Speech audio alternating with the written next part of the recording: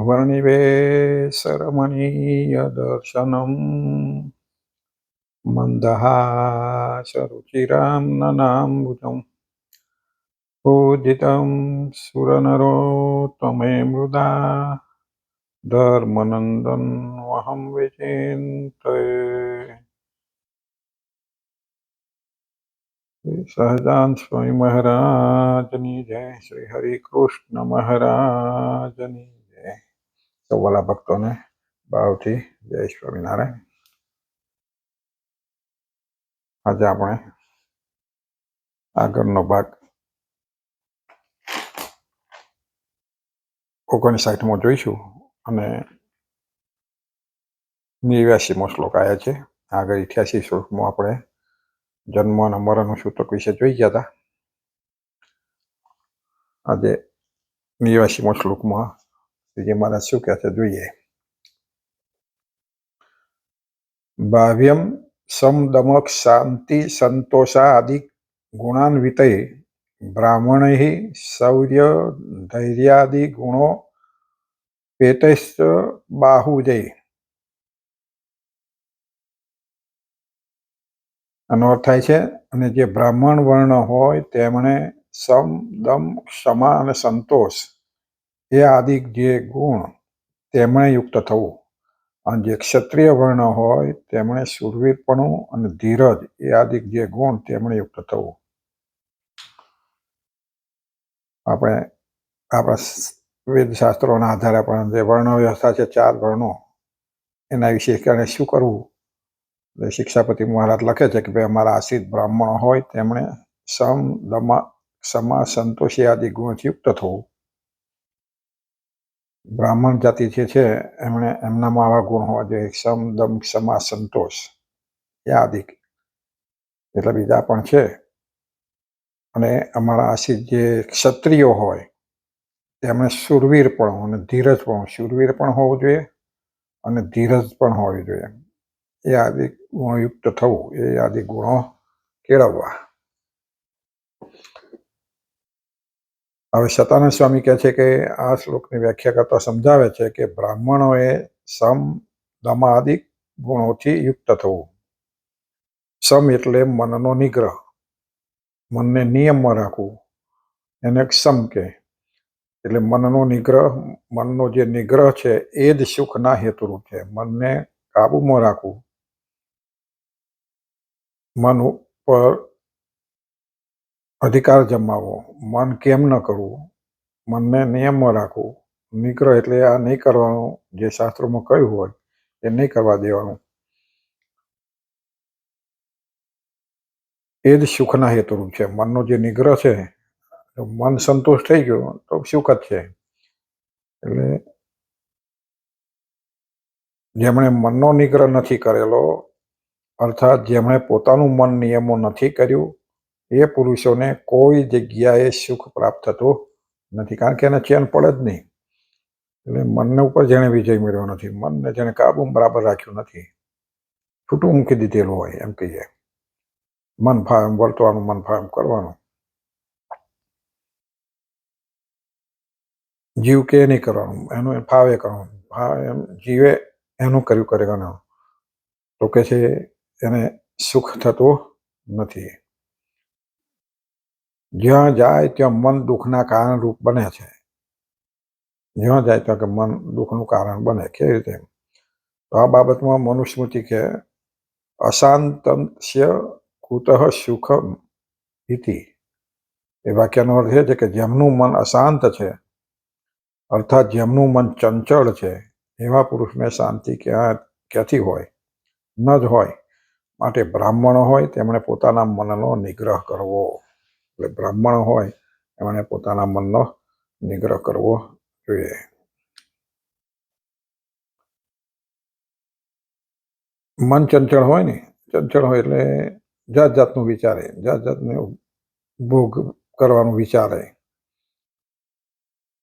એટલે અશાંત રહ્યા કરે, અને એટલે એને શાંતિ મળે નહીં। એટલે બ્રાહ્મણ વર્ણ હોય એમણે પોતાના મનનો નિગ્રહ કરવો। અને દમ એટલે ઇન્દ્રિયોનો નિગ્રહ, દમ એટલે દંભી,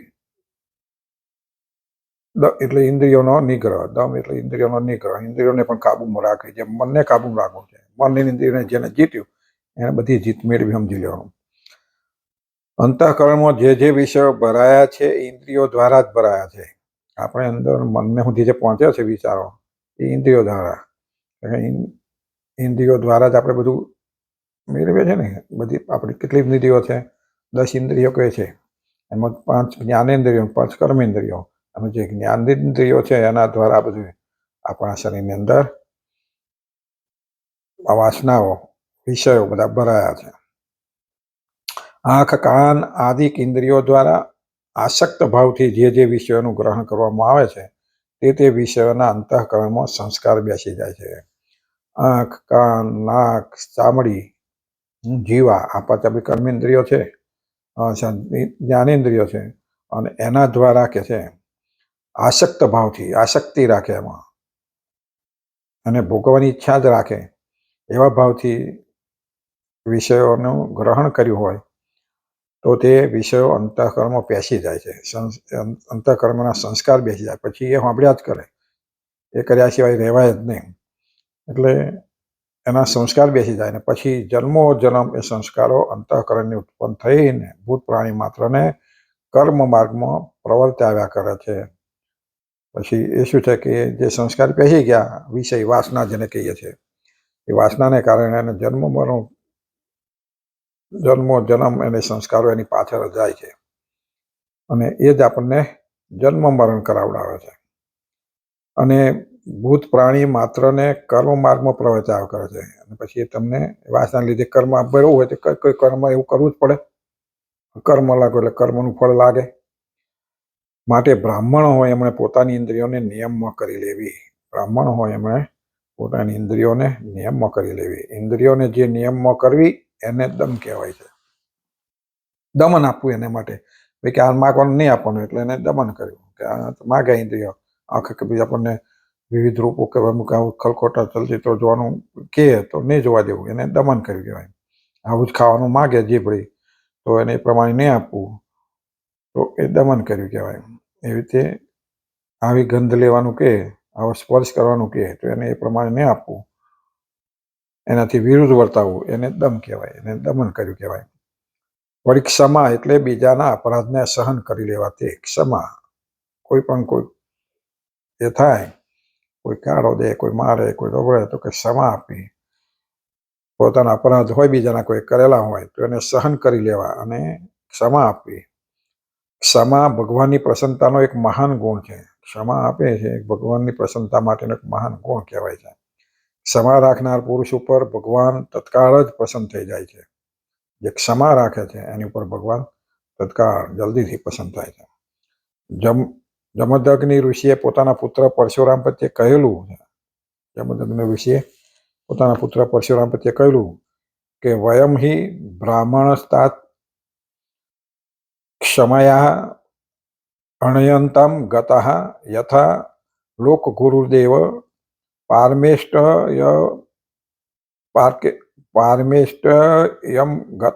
યમ ગાત પદમિતિ. હે પુત્ર, આપણે બ્રાહ્મણો ક્ષમા વડે જ પૂજ્યપણાને પામેલા છીએ. પરશુરામ ક્રોધી હતા. જમદગ્નિ બહુ વિચારશીલ હતા અને આવા ક્ષમાવાન હતા. તો કે છે આપણે બ્રાહ્મણો તો કેવા છે પૂજ્યપણાને, ક્ષમા વડે જ આપણે પૂજ્યપણાને પામેલા છીએ. અને સમગ્ર લોકના પિતા બ્રહ્મા પણ ક્ષમા વડે જ બ્રહ્મપદને પામેલા છે. સમગ્ર જગતના પિતા જે બ્રહ્મા કહેવાય છે એ પણ બ્રહ્મપદને સાથી પામ્યા તો ક્ષમા વડે જ પામ્યા છે. માટે આ રીતે સહસ્ત્રાર્જુનના પુત્રોનો વધ કરી નાખવો એ બ્રાહ્મણને માટે યોગ્ય નથી. એટલે માટે આપણે કે સહસ્ત્રાર્જુન જે હતો આપણે બ્રાહ્મણથી એનો વધ કરી નાખવો એ આપણા માટે યોગ્ય નથી. બ્રાહ્મણને માટે તો ક્ષમા એ જ આભૂષણ છે અને ક્ષમા એ જ ઢાલરૂપ છે. ક્ષમા એ જ ઢાલ છે, ક્ષમા એ જ આભૂષણ છે બ્રાહ્મણના માટે. હંમેશા ક્ષમારૂપી આભૂષણને અને ધીરજતા રૂપી ગુણનો આશ્રય કરીને હંમેશા ક્ષમારૂપી આભૂષણને ધારણ કરવું જોઈએ. ધીરજ રાખવી જોઈએ. અને ધીરજ હશે તો ક્ષમા રહેશે. એટલે ધીરજરૂપી ગુણનો આશ્રય કરી અને ક્ષમારૂપી આભૂષણને ધારણ કરવું. અને ક્ષમારૂપી આભૂષણને ધારણ કરવાથી જ ભગવાનની પ્રસન્નતા થાય છે. આ પ્રમાણે જમદગ્નિએ પુત્ર પરશુરામને ક્ષમાનો ઉપદેશ કરેલો છે. આ રીતે જમદગ્નિ જે ઋષિ થઈ ગયા એમણે પોતાના પુત્ર પરશુરામને આ ગુણ શીખ્યો કે આપણે ક્ષમા, બ્રાહ્મણો ક્ષમાશીલ છે એટલે આપણે ક્ષમા રાખવી જોઈએ, સહન કરી લેવું જોઈએ. વળી બ્રાહ્મણોને સંતોષ રાખવો જોઈએ. બીજું, બ્રાહ્મણો સંતોષ રાખવો જોઈએ. ખરેખર તો આપણે જોઈએ છીએ તો બ્રાહ્મણો બધા આપણને લોભી જોવા મળે, સંતોષ રહેતો નથી એમને.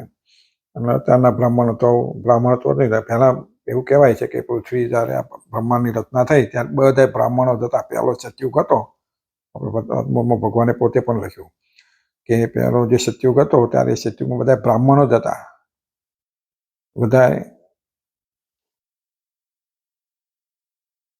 એમને કોઈ કરવાનું કર્યું એટલે કે એમની પાસે ખાલી વચનોથી પોતાની ઈચ્છાથી જ બધું પ્રાપ્ત થતું.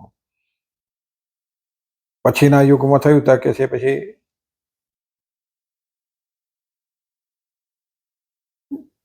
આનાથી ઈચ્છાઓ બની રહી, પછી સ્પર્શ માત્રથી અથવા કૃતિ કરવાથી અથવા તો એવા કલ્પવૃક્ષ નીચે જઈને બેસવાથી સંકલ્પો પૂરા થતા. એટલે પહેલો જે યુગ હતો બધા બ્રાહ્મણ હતો. પછી એના કર્મના યોગે આપણે કર્મ પ્રમાણે લોકો જે કંઈ આડાવડા કામ કરતા શીખ્યા એના આધારે પછી આ વર્ણ વ્યવસ્થા થઈ. પછી તો દારૂ પીતા શીખ્યા હોય, માંસ મટન ખાતા શીખ્યા હોય, નીચનું કર્મ કરતા શીખ્યા હોય, એ બધા પછી બ્રાહ્મણ મહિત પછી આ બધા આવી રીતે વર્ણ વ્યવસ્થા ઊભી થઈ. વળી બ્રાહ્મણો સંતોષ રાખવો જોઈએ. સંતોષી સદા સુખી. સંતોષી નર સદા સુખી એવું આપણે કહેવત કહેતા. તો સંતોષી હોય ને સદા સુખી. જેને મનમાં સંતોષ છે એ કાયમ સુખી જ છે. ભલે એને પણ કશું નહીં પણ સંતોષ છે તો એ શાંતિ છે અને સુખ છે. અને જેને ગમે એટલી મિલકત છે, ગમે એટલું ખાવા એનું ધન આ તે બધું હોય છે પણ સંતોષ નહીં હોય અને આનંદ નહીં રહે, એ દુઃખી જ દેખાતો હોય છે. એટલે સંતોષી નર સદાય સુખી. જે સંતોષ રાખે છે એ જ સુખ પ્રાપ્ત કરી શકે છે. અસંતોષી ક્યારેય સુખ એ થઈ શકતો નથી. જે અસંતોષી છે એ કદી સુખી થઈ શકતો નથી. બળ્યા જ કરે, રાત દિવસ ઊંઘતો જાગતો સ્વપ્નમાં પણ બળ્યા જ કરતો હોય. અને અસંતોષ છે એ જ જન્મ અને મરણની રૂપી સંસ્કૃતિનું મૂળ કારણ છે. અસંતોષ કે છે જે આપણે વાસના કહીએ ને કે વાસના હોય એટલે અસંતોષ રહે. અને અસંતોષને કારણે એક કર્મ કરે છે. કર્મ કરે એટલે એની વાસના બંધાતી રહે છે. ન મળે ત્યાંથી એની વાસના પણ બાકી રહે છે. અને એ જ જન્મ મરણ એને અપાવડાવે છે. માટે મરણ સંતોષનું મૂળ કારણ છે. અને જ્યાં સુધી વિષયોમાં અસંતોષ છે ત્યાં સુધી પુરુષ આધ્યાત્મિક માર્ગને પંથે ચડી શકતો જ નથી. અને જ્યાં સુધી કે વિષયોમાં અસંતોષ છે અને ત્યાં સુધી આધ્યાત્મિક માર્ગને વિશે કંઈ કારણ કે લાગે જાય તો પણ એનું મન લાગે નહીં. એટલે આધ્યાત્મિક પંથે જઈ શકતો નથી. અને આધ્યાત્મિક માર્ગને પંથે ચડ્યા સિવાય જન્મ મરણરૂપી સંસ્કૃતિનો નાશ પણ થતો નથી. અને આધ્યાત્મિક રસ્તે ચડ્યા સિવાય આપણી આ જન્મ મરણરૂપી જે સંસ્કૃતિ છે, ચક્કર છે, એ ત્યાં સુધી આપણો નાશ પામતો નથી. આધ્યાત્મિક એટલે ભગવાનની ઉપાસના, ભક્તિ, આ તે બધું આધ્યાત્મિક માર્ગે જવાથી જ થાય. અને ક્યારે થવાય તો કે છે આ વિષયરૂપી જે અસંતોષ છે દૂર થાય તો આધ્યાત્મિક માર્ગે મન શાંતિથી આધ્યાત્મિક વરે વર્તે. આધ્યાત્મિક માર્ગે જાય તો અસંતોષ રહેતો હોય તો આધ્યાત્મિક માર્ગ એનું સફળ થતો નથી. આ વિષયમાં ભગવાન ભાગવતમાં પણ શાસ્ત્ર પ્રમાણ વચન છે. એમાં કહ્યું છે કે ધન અને વિષય ભોગની અંદર જે અસંતોષ છે એ જન્મ અને મરણરૂપી સંસ્કૃતિ મૂળ છે. ભાગવતમાં પણ કહ્યું કે જે ધન અને વિષય ભોગની અંદર, ધન એક તો વધારે તો સ્ત્રી ને ધન બે, એ વિષય ભોગની અંદર જે અસંતોષ રહે છે એ જ એને જન્મ મરણરૂપી સંસ્કૃતિનું મૂળ છે. અને દૈવ ઈચ્છાથી જે કંઈ પ્રાપ્ત થાય તેને કરીને જે સંતોષ રાખવો એ મોક્ષના કારણરૂપ છે. અને દેવ ઈચ્છાથી મારા નસીબ પ્રમાણે, મારા ભાગ્ય પ્રમાણે કર્મ કરવું પડે. કર્મ કર્યા વગર બધું નસીબાઈ ન પડે, પણ દૈવ ઈચ્છાથી પ્રયત્ન કરતા જે મળે છે એ સંતોષ રાખે કે મારા કર્મો છે મને ભગવાન આપે છે, એવો જો સંતોષ રાખે તો એ મોક્ષનું કારણરૂપ બની જાય. અર્થાત ધન અને વિષય ભોગમાં અસંતોષથી સંસ્કૃતિ પ્રાપ્તિ થાય છે. વિષય અને ધન અને વિષયના ભોગમાં અસંતોષીથી સંસ્કૃતિ એટલે જન્મ મરણ, અને સંતોષથી મોક્ષ પ્રાપ્ત થાય. અને સંતોષ છે તો મોક્ષ થાય. સંતોષ છે તો આધ્યાત્મિક માર્ગ તરફ વળશે. માટે બ્રાહ્મણો હોય તેમણે સંતોષ નામના ગુણથી યુક્ત થવું. માટે બ્રાહ્મણોએ ત્રીજો ગુણ આવ્યો સંતોષ, સમ દમ અને સંતોષ એને યુક્ત થવું. અને અહિંસા દયા આદિ ગુણોથી પણ યુક્ત થવું. બીજા કયા ગુણ? તો અહિંસા, દયા. અહિંસા એટલે હિંસા ન કરવી, કોઈ પણ હિંસા ન કરવી. દયા રાખવી, દયા પ્રાણી જીવ પ્રાણી માત્ર પર દયા રાખવી. આવા અનેક ગુણો જે બધા છે એ એનાથી યુક્ત થવું. આ બ્રાહ્મણોના ધર્મો કયા. હવે ક્ષત્રિય શું કરવું? બીજું વર્ણ વ્યવસ્થામાં ક્ષત્રિયો આવે. તો ક્ષત્રિય હોય એમણે શૂરવીરપણું પ્રાપ્ત કરવું, અર્થાત રણ સંગ્રામમાં ઉત્સાહ પ્રાપ્ત કરવો, પણ કાયર થઈને પીઠ બતાવવી નહીં. ક્ષત્રિય હોય એ આવા હોય કે શૂરવીરપણું, પાછા ન પડે. રણ સંગ્રામ હોય, યુદ્ધ હોય, દેશ માટે, પોતાના દેશ ગામ કે આને માટે હોય તો એને ઉત્સાહપૂર્વક રણ સંગ્રામમાં ઝંપલાવવું, પણ કાયર થઈને પીઠ બતાવી પાછા પડવું નહીં. ટૂંકમાં પીઠ બતાવી એટલે પાછા પડવું નહીં. પાછા વળીને ભાગી જાય એટલે પીઠ બતાવી કહેવાય. તો કેવળ જે શૂરવીરતા છે એ ક્યારેક પોતાનું પણ નુકસાન કરે છે. કેવળ શૂરવીરતા હોય તો પોતાનું પણ નુકસાન. બહુ શૂરવીર બતાવવા જાય તો ઘણી વખત પોતાનો પણ વિનાશ ન થાય. તેથી સાથે સાથે ધીરજતા પણ પ્રાપ્ત કરવી. એટલે એકલું શૂરવીરમાં તપી ના જવું તરત, ધીરજ પણ રાખવી. અને બ્રાહ્મણ જેમ કહ્યું ને ધીરજ પણ રાખવી. ભાગવતના 11મા સ્કંદને વિશે ક્ષત્રિયોના સ્વાભાવિક ગુણો કહેલા છે. ભાગવતમાં કે 11મો જે સ્કંદ છે એના વિશે ક્ષત્રિયોના જે સ્વાભાવિક સામાન્ય ગુણો કેવા છે, સ્વાભાવિક ગુણો કેવા છે એ બતાવ્યા છે.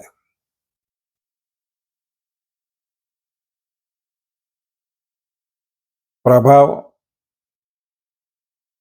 શારીરિક બળ, ઇન્દ્રિયોનું બળ, ધીરજતા, શૂરવીરતા, તિતિક્ષા, ઉદારતા, પરિશ્રમ, બ્રાહ્મણોને દેવની પેઠે માનવા અને પ્રજા ઉપર નિયમન શક્તિ વગેરે ક્ષત્રિયોના સ્વાભાવિક ગુણો પ્રતિપાદન કરેલા છે. આવા બધા ગુણો હોવા જોઈએ. એટલે પહેલા આપણા દેશમાં પહેલેથી રાજ્ય કોણ કરતા? ક્ષત્રિયો. રાજા પણ ક્ષત્રિય હતા, સૈન્યમાં પણ મોટા ભાગે ક્ષત્રિયો જોડાતા, અને એમનામાં આ બધા ગુણ પણ હોવા જોઈએ. શારીરિક બળ, પ્રભાવ પણ હોવો જોઈએ, ઇન્દ્રિયોનું બળ પણ હોવું જોઈએ, ઇન્દ્રિયોને પણ કાબુ મેળવી શકે એવા હોવા જોઈએ, ધીરજ પણ હોવી જોઈએ, શૂરવીરતા હોવી જોઈએ, તિતિક્ષા, ઉદારતા, પરિશ્રમ, અને બ્રાહ્મણોને દેવની પેઠે માનવા, અને પ્રજા પર નિયમન શક્તિ, પ્રજાને નિયમનમાં કરવાની, પ્રભાવ પાડી અને પ્રજાને કાબુમાં રાખવાની એવી શક્તિ પણ એનામાં હોવી જોઈએ વગેરે ક્ષત્રિયોના સ્વાભાવિક ગુણો પ્રતિપાદન કરેલા છે. આ ભાગવતના 11મા સ્કંદમાં બતાવ્યા છે. માટે ક્ષત્રિયો હોય તેમણે આવા ગુણોથી યુક્ત થવું. એટલે ક્ષત્રિયો હોય તેમણે આવા ગુણોથી યુક્ત થવું, એવો આવો અભિપ્રાય છે. કે જોડે 90મો શ્લોક લઈ લઈએ. વૈશ્ય કૃષિ વાણિજ્ય કુષિદ મુખવૃત્તિભિઃ ભવિતવ્યમ તથા શૂદ્રૈ દ્વિજ સેવાદિ વૃત્તિભિઃ. આ 90મો શ્લોક છે. એનો અર્થ થાય છે કે વૈશ્ય વર્ણ હોય તેમણે કૃષિ કર્મો તથા વણજ વ્યાપાર તથા વ્યાજવાટો આદિ જે પ્રવૃત્તિઓ તેમણે કરીને વર્તવું, અને જે શુદ્ર વર્ણ હોય તેમણે બ્રાહ્મણાદિક 3 વર્ણની સેવા કરવી, એ આદિ જે વૃત્તિઓ તેમણે કરીને વર્તવું. આપણા વેદશાસ્ત્રોમાં કે જે 4 જાતિ કહી એમાં પહેલા આગળના શ્લોકમાં આપણે બ્રાહ્મણ ક્ષત્રિય આવી ગયા. હવે વૈશ્ય હોય તો વૈશ્ય વર્ણે શું કરવું? તો જે મહારાજ કહે છે કે વૈશ્ય વર્ણ હોય અમારા આશ્રિત હોય એમણે ખેતી કરવી. આ ઋષિમુનિ આપણા વેદ રીતે આ વેપાર ધંધો કરવો એ વૈશ્યો માટે કહ્યું છે. વેપાર કરવો, વ્યાજવટો કરવો, આવા જે ધંધા કરવો એ વૈશ્યોને કરવાનું છે. એ આદિ જે વૃત્તિઓ તેને કરીને વર્તવું. એવી રીતે શૂદ્રો હોય, પછાત જે જાતિના હોય, બધા આપણે કહીએ છીએ, એમણે બ્રાહ્મણ આદિ જે 3 વર્ણો, બ્રાહ્મણ, ક્ષત્રિય અને વૈશ્ય 3 વર્ણોની સેવા કરવી. એ આદિ કૃત્યો તેથી યુક્ત થવું, આવી વૃત્તિઓથી યુક્ત થવું. એટલે પહેલા આવી રીતે કામ ચાલતું. બધા રજવાડું કામ, બધા ક્ષત્રિયો હતા, મંત્રીઓ હોય, સૈન્યમાં હોય, બધા બ્રાહ્મણ. પછી બ્રાહ્મણ તો બધું ધાર્મિક ક્રિયાઓ કરાવતા, ગોળ પોદું કરતા, ગુરુ બંધ તરીકે પૂજાતા, રાજ્યોમાં ઋષિમુનિઓ બનતા. અને બીજી જે બધા હોય જાતિના, બધા જે વૈશ્ય કહેવાય, એ બધા ખેતી, વેપાર, ધંધો, એ વણજ વ્યાપાર કરવો, વ્યાજ કરવું, બધે કામ વૈશ્યોનું હતું. અત્યારે તો વર્ણ વ્યવસ્થા એવી રહી નથી, બધાને ઊંચા બની જવું છે. અને જેનું જે કામ હતું એ મૂકી બ્રાહ્મણો બીજા, કારણ કે બધાને મોહ પૈસા પાછળનો છે. અને એટલે કોઈનો ધંધો કે એવું કશું કર્મ પ્રમાણે રહ્યું નથી, જે કર્મથી જે ઊંચો. એટલે ભાષ્યકાર સતાનંદ સ્વામી આવું શું કહે છે કે વૈશ્ય હોય તેમણે ખેતી કરવી. વૃદ્ધ પરાશર સ્મૃતિમાં કહેલી રીત વડે પૃથ્વી થકી ધાન્યની જે ઉપજ કરવી એને ખેતી કહેવામાં આવે છે.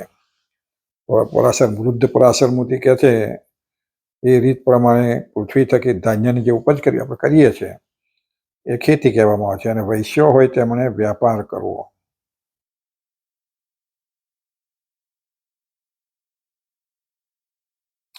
શાસ્ત્રોમાં નહીં નિષેધ કરાયેલા પદાર્થોને લાભને માટે ખરીદવા અને વેચવા તેને વેપાર કહેવામાં આવે છે.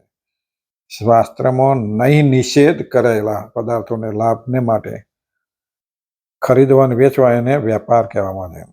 નહીં નિષેધ ના કર્યો હોય એ વસ્તુઓ લે વેચ કરવી એને વેપાર કહેવાય. શાસ્ત્રમાં કે આ વસ્તુ ના વેચાય, આવી રીતે ન વેચાય, એ બધું કયું હોય એ વેપાર કહેવાય નહીં. શાસ્ત્રોની રીતે જે નિષેધ ન કર્યો હોય એવી રીતે જે વસ્તુઓ ખરીદવી વેચવી.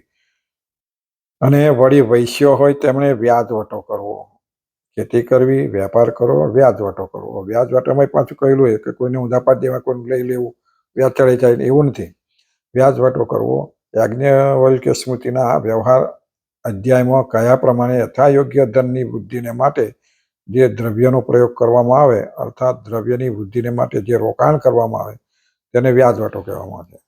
એટલે એમાં નીત પ્રમાણ કે છે ધ્યાન દ્રવ્યની ધનની વૃદ્ધિ માટે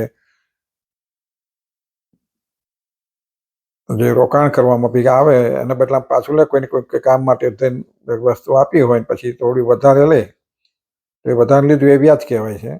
તો એ વ્યાજવટો કહેવાય. એમાં વ્યાજવટારૂપ વૃત્તિ પ્રાણીઓને માટે થોડી દુઃખરૂપ છે. આ વૃત્તિથી કરજદાર અતિ દુઃખને પામે છે. અને વ્યાજ વૃત્તિથી શું થાય કે ભાઈ કરજદાર જેને લીધું છે એટલે એને પાછું આપવાનું, વ્યાજ ચડાઈ વધારે કરે તો એ દુઃખી થાય છે, કે દુઃખરૂપ છે. માટે કોઈ સમયે ધનિક ધણીના ઉપદ્રવથી કરજદારને આત્મઘાત પણ કરવો પડે. ત્યાં તો બને જ છે એવું કે વ્યાજખોરોમાં પોલીસમાં સમાચારમાં ઉપડે કે વ્યાજખોરોના ઉપર આવી પડી છે આવે, અથવા તો વ્યાજખોરોને લીધે કંઈ ઘણા આત્મઘાત કરતા હોય. અને ઘણા વ્યાજ લઈને પાછા આપતા ના હોય, ધનવાળાને પણ મરવું પડતું હોય, આવું કરતા હોય. કેવા હોય માથે ભારે તો પેલા જેની પાસે લીધું એને પાછું ના આપે, એવાય હોય. પોતે લેરથી પરફરતા કમાયા ગયા પછી જે કહ્યું હોય એ પ્રમાણે આપી દેવું જોઈએ. અને વ્યાજખોરોએ પણ જે કરજદાર બન્યા હોય એમની સ્થિતિ પરિસ્થિતિને જોઈને પ્રમાણે લેવું. શાસ્ત્રોક્ત રીતે જે કરવો તો એનો વાંધો ના આવે, બાકી દુઃખનું કારણ છે. અને જેના ઉપર કરજ ન હોય તેને ઘરમાં ભલે અડધો રોટલો ખાવો મળે તોય પણ એ સુખી છે. અને જેના ઘરમાં કરજ ન હોય પણ ભલે ને એને સૂકો રોટલો મળે અથવા અડધો રોટલો ખાવો મળે પણ એ શું કે જેના ઘરમાં કરજ છે, કરજ એની સારું ખાય તો એ દુઃખરૂપ. પણ જેને આપવું જ ના હોય પછી એને પછી પડી જ ના હોય તો એ કર્મ પાછા ભોગવવા જ પડે, પાછું એને ઘેર પાછું ચૂકવવા ફરી જન્મ લેવો જ પડે. આપણે એવા કેટલાય ઇતિહાસો સાંભળ્યા છે કે ઘણી વખત આપણા મનુષ્ય શરીરમાં પણ આપણે બધા એકબીજાના જે સંબંધો છે કરજરૂપ રહીને જ આવ્યા છે. એકબીજા માતા પિતા બને કે મામા ભવાન બને કે છોકરા બને, પુત્રી બને, જે બને, કોઈ આપવા આવ્યું હોય, કોઈ લેવા આવ્યું, આમાં આપણા અનેક જન્મોના કરજના સંબંધોને લઈને, આપણા કર્મના સંબંધ લઈને આપણને આવા જન્મો લઈને આપણે ભોગવવું પડે છે. એ ઘણા ઘરમાં પણ અને મહાભારતના અરણ્ય પર્વનું વચન પ્રમાણરૂપ છે. એમાં કહ્યું છે કે જે પુરુષ પોતાના ઘરમાં રહીને 5મે દિવસે અથવા 6ઠ્ઠે દિવસે કેવળ શાક રાંધીને જમતો હોય, છતાંય પણ તેના ઉપર જો કરજ ન હોય અને તેને પ્રવાસ વેઠવો પડતો ન હોય તો તે પુરુષ આનંદ ન પામે છે. બોલો, મહાભારતના આરણ્ય પર્વમાં કહ્યું છે કે જે પુરુષના ઘેર પોતાના ઘરમાં રહીને 5મે દિવસે પોતાના ઘરમાં રહેતો હોય, 5મે દિવસે અથવા 6ઠ્ઠે દિવસે કેવળ શાક રાંધીને જમતો હોય, શાક ભાજી કે આવું બધું લાવી અને બનાવીને જમતો હોય, 5મે 6ઠ્ઠે દિવસે ખાવા મળતું હોય, પણ તેના ઉપર જો કરનો બોજ ના હોય, કરજનો બોજ ના હોય અને એને પ્રવાસ વેઠવો ન પડતો હોય, પ્રવાસ એટલે પછી એના માટે જવું ના પડતું હોય, ખાવાનું ગોતવા જવું પડે અથવા તો બીજે જવું પડે, જો પ્રવાસ વેઠવો ન પડતો હોય તો તે પુરુષ આનંદ ન પામે છે. પણ જેના ઉપર કરજ હોય એ પુરુષ ક્યારેય પણ આનંદ મેળવી શકતો નથી, કારણ કે એને કરજની ચાલે છે ને. અત્યારના યુગમાં તો કળિયુગમાં કરજ કરીને એ લોકોને આપવું હોતું નથી, એટલે એને એવું હોતું નથી. પણ જેને ખરેખર કરજ હોય ને જે દુઃખી થતા હોય એની એ વાત છે, એને કદી કે આનંદ મળતો નથી. આ પ્રમાણે વ્યાજવટારૂપ વૃત્તિમાં પ્રાણીઓને દુઃખ રહેલું છે. આ રીતે વ્યાજવટામાં પ્રાણીઓને એટલે કે મનુષ્યોને બીજા જે આવું કરજ થઈને આપે છે એમાં દુઃખ રહેલું છે. વળી શુદ્રો હોય તેમણે બ્રાહ્મણાદિક 3 વર્ણની સેવા કરવી.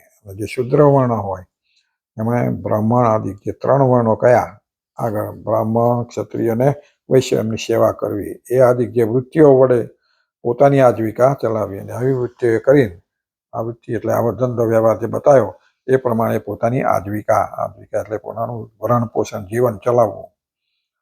મહાભારતના આનુશાસિક પર્વમાં કહેલું છે કે દ્વિજ શુશ્રૂષયા શુદ્ર પરમ શ્રેયો અધિગચ્છતિ ઇતિ.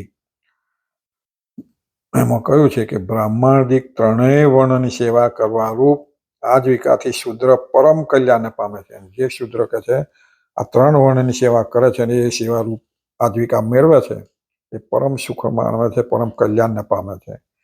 અને વળી શૂદ્રો હોય તેમણે માતા પિતાની સેવા કરવી તથા અહિંસાદિક ધર્મોનું પાલન કરવું. શૂદ્રો હોય એ બધા, આમ તો માતા પિતાની બધાએ સેવા કરવાની હોય, પણ શૂદ્રો હોય તો એમણે પણ પોતાના માતા પિતાની સેવા કરવી અને પાછું અહિંસાદિક ધર્મોનું પાલન કરવું. શૂદ્રો હોય એટલે બધું કરવાની છૂટ નથી હોતી. શૂદ્રો એટલે એને કે રમાંસરથી ખાવું, માતાની સેવા ના કરવી એવું નથી. એને પણ અહિંસાદિક ધર્મનું પાલન કરવું, એ આદિક ગુણોથી પણ યુક્ત થવું. આવા ગુણો પણ એનામાં હોવા જોઈએ. આવી રીતે શ્રીજી મહારાજે આ શિક્ષા સૂત્રમાં પોતાનો અભિપ્રાય બતાવ્યો છે કે બ્રાહ્મણ, વૈશ્ય, ક્ષત્રિય, શૂદ્ર અને વૈશ્ય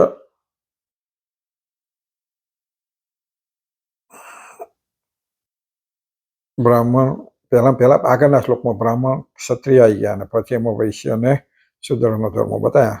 તો આ પ્રમાણે વર્તે તો પરમ કલ્યાણને પામે અને સુખી પણ રહે. આ રીતની લોકોને અને આ રીતે પોતાના નિયમ પ્રમાણે વર્તો પરલોકમાં પણ સુખ મળે છે. તો આપણે આજે 9મો શ્લોક પૂરો કર્યો. હવે પછી ફરીના ભાગમાં જોઈશું. બધા ભક્તોને ભાવથી જય સ્વામિનારાયણ.